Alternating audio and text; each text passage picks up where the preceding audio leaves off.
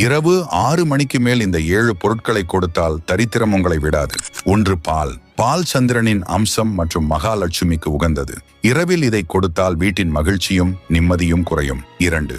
தயிர். தயிர் சுக்கிரனின் அம்சம். இரவில் தயிரை தானமாகவோ கடனாகவோ கொடுத்தால் அந்த வீட்டின் செல்வம் மெல்ல மெல்ல கரையத் தொடங்கும். 3. உப்பு. உப்பை மகாலட்சுமியாகவே கருதுகிறோம். மாலை வேளைக்கு மேல் உப்பை கொடுத்தால் கடன்காரனாகும் சூழ்நிலை ஏற்படும். 4. ஊசி மற்றும் நூல். இரவில் ஊசி, நூல் அல்லது கூர்மையான பொருட்களை கொடுத்தால் உறவுகளுக்குள் பிரிவினையும் வீண் பகையும் உண்டாகும். 5. பணம்.